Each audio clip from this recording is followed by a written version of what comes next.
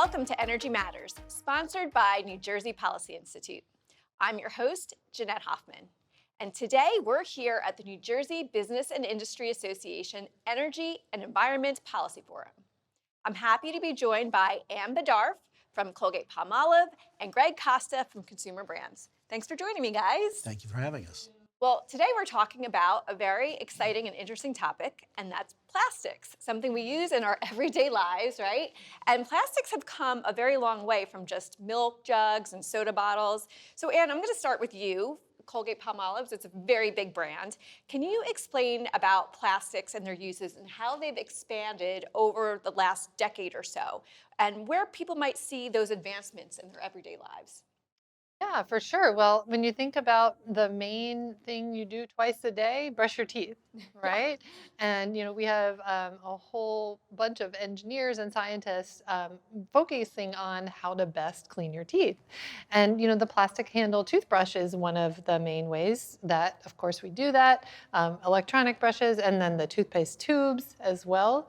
And so those tubes have evolved, historically, they were metal, but because of breakage and other, consumer usage issues, they went to the plastic aluminum type that has now evolved to the all plastic recyclable type.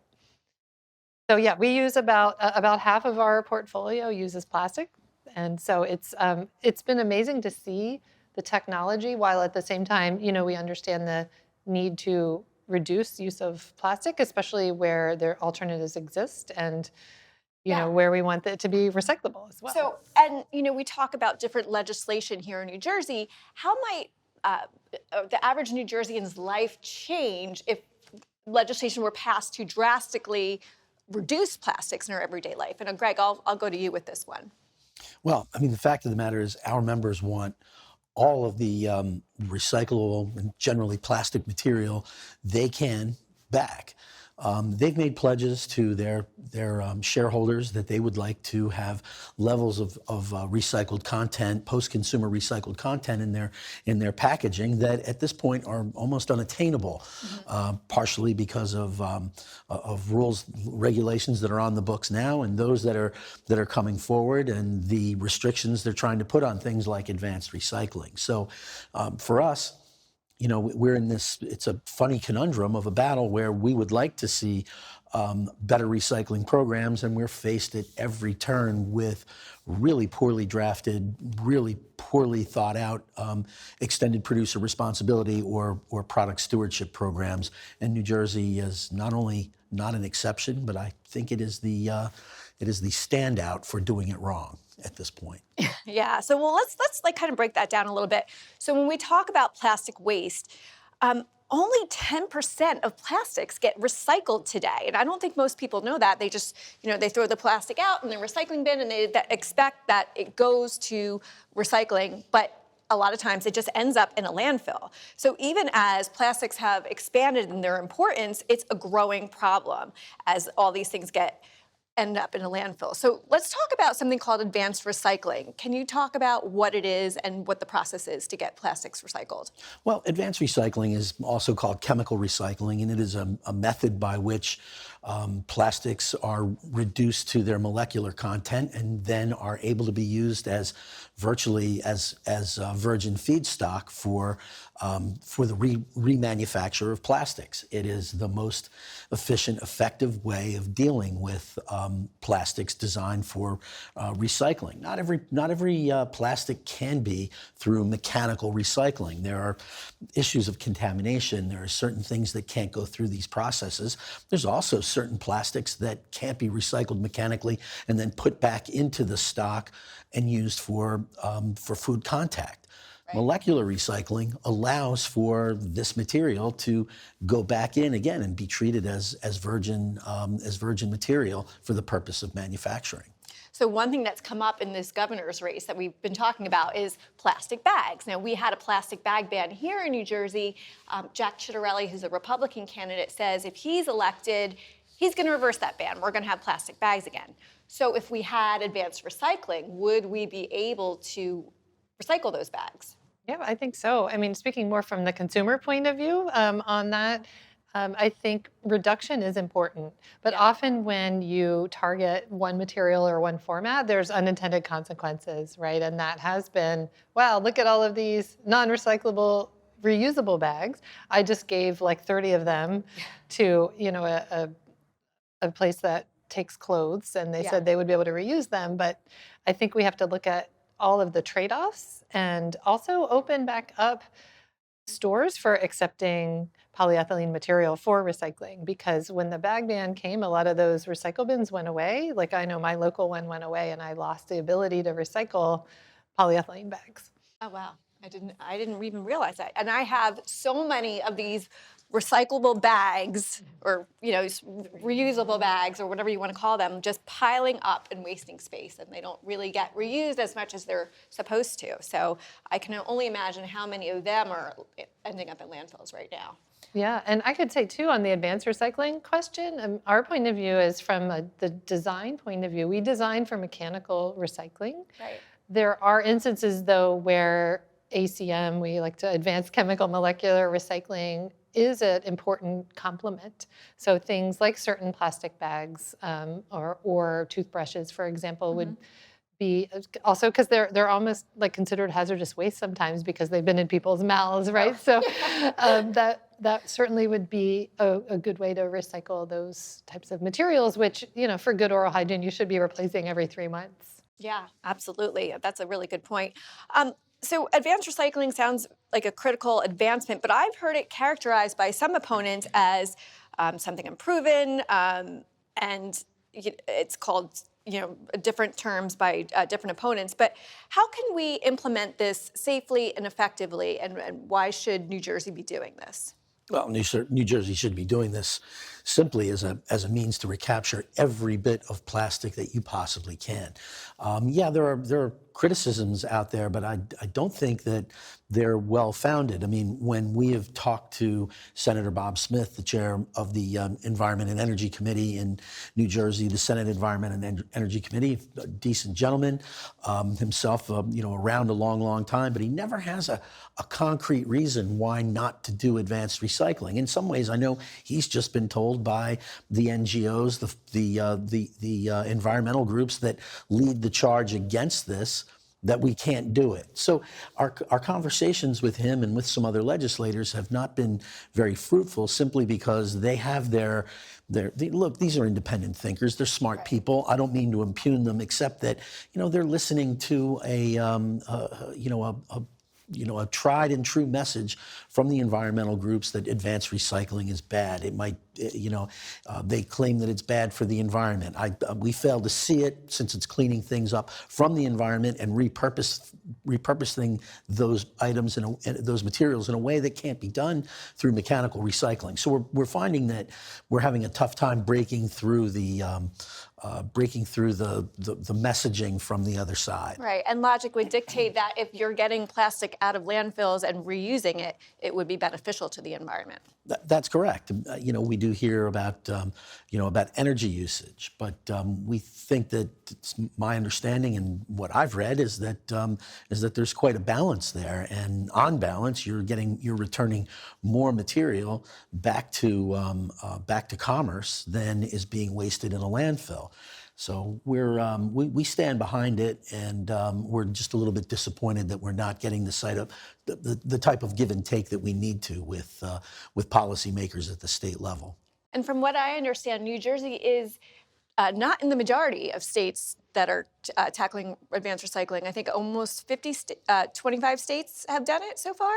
Am I right? Well, the latter, what Yeah. New Jersey is intending to do right now, if the current so-called EPR bill were to pass, it would not allow advanced recycling to be used for the purpose of it would not allow advanced recycled material to be counted as recycled material. So in essence, they're not banning it. They're simply saying you can't use it as a recycled material. And since you're obligated by law to a certain amount of recycled material in your packaging, you'd be forced to go back to virgin material when you can't get your hands on the mechanically recycled material that you need. So that makes no sense. And even Maryland, who has a Democratic governor, just implemented advanced recycling, correct? Well, what they did was they implemented an EPR bill that was completely neutral on it. Okay. So by de facto allowing it to be used, and that's all we asked for. And I think that that's going to be successful. You have to remember that there's a competition right now for a bidding war among producers for recycled material. And larger companies have have an economy of scale advantage over smaller companies. And if everybody is obligated to use the same amount of recycled material in New Jersey as they are, then they have to compete on an open market for material that is more expensive than virgin material. So they've created a secondary market for recycled material that's absolutely artificial, and they're seeking to do more than to compound that problem. Yeah. And I would add to that, when you think about a new facility, right, for advanced or mechanical, you want to look in that specific context to look at it from a life cycle perspective. Because of course we don't want facilities that take more energy or more water than virgin, but that Right. can be done on a case-by-case basis where you look at all of the information, and it is very much possible, we know, to do ACM recycling in a way that is better from when you compare it to other options. Yeah, and it seems like it makes no sense to ban a technology that could help companies recycle, and it doesn't seem like a productive way forward. The economic implications, is there a concern that the state shutting its door on this type of innovation could not help us attract manufacturing jobs, and those jobs could go to other states like Pennsylvania, which I believe they do have an advanced recycling facility? That's something that we've talked about in the past. I mean, that won't necessarily reflect on what each consumer products company can sell, because they're obligated across their portfolios to have X amount of recycled material in their packaging. But you're right, when it comes to the manufacturing, why would you want to endeavor to be in this business in New Jersey when you don't know when it's going to be expanded to manufacture, not just deploying that packaging? I mean, it's a problem. And when you're trying to retard the start of a new technology in a place that's generally been as innovative as New Jersey, I think you're making a mistake. We're hopeful that we can at least have some years of track record before the state would go in and try to address regulating or banning the use of any process. I think that they're going down the wrong road by not allowing this to be part of the mix right from the outset. Yeah, I think that's the key, is to have a diversity of solutions and to have a mix. We would love to see more mechanical recyclers, more end markets, more ACM recycling, more composting. I was at the New Jersey Composting Conference in Rutgers last week as well, and I think all of the above, yes, and is how We see talk it. about an all of the above approach for energy being important. We should have an all of the above approach for recycling as well, for our environment. Let's talk about the federal government. Has there been a clear strategy here for the federal government? What do we anticipate Congress doing? I know Congress is a little dysfunctional right now, and we're in the midst of a government shutdown that we hope will end soon. But do we anticipate any national standards coming through Congress in the near term? I do state lobbying, but of course my organization is very much engaged at the federal level. And I know there have been discussions over the last few years, and I think the drafting of legislation that would treat to this in any number of ways, whether it's strictly through an EPR bill or in advanced recycling. I think the key right now is to getting to a critical mass where you think that you can introduce a bill that has a chance at 60 votes in the Senate that can also pass the House of Representatives. So, not being an expert right now on what Congress is doing, I can tell you that there are discussions. This is far enough along that folks are, if not counting votes, they're certainly looking at the makeup of the two chambers and what they might look like after 2026 and 2028, and saying, well, what's a decent time frame by which we can go in and really start to make something happen. Yeah, and we don't lobby, but we are a member of CBA, and have been paying attention, of course, more and more to extended producer responsibility laws.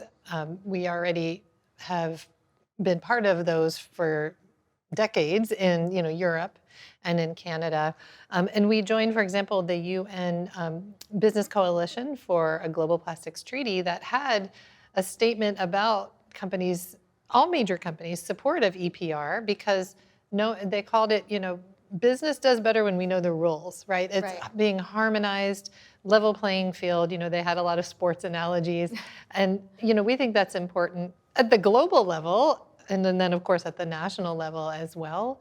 And in the absence of that, I think we're going to see a lot of disproportionate fees, and just really, the recycling system isn't confined to one state as it is. So why not, have the states work together on a solution that is harmonized, clear, efficient, and will give everyone better outcomes. So we'd love to see that. There's a set of principles that we've endorsed through the Consumer Goods Forum. It's optimal EPR and eco-modulated EPR, which basically says, better design, less fees, right? Because in theory, it's Right. something easier to recycle. And so we support those pieces of EPR, and hope that we'll eventually get there with, some harmonization, and it'll have to start at the state level.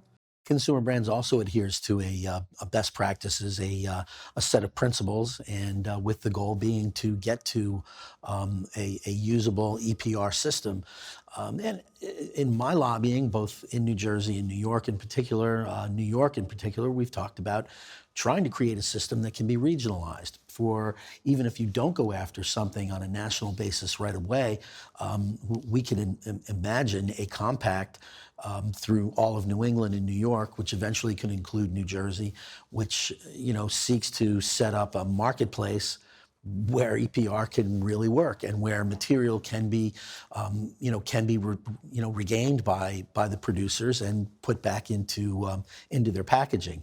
And I have to admit, it's fallen on deaf ears in many ways. And I think people have to remember that the lead organization that is advocating for these comprehensive packaging bans and tax schemes that they often call EPR is a group called Beyond Plastics. They're lovely people with the best of intentions, but one of their intentions is to get beyond plastic.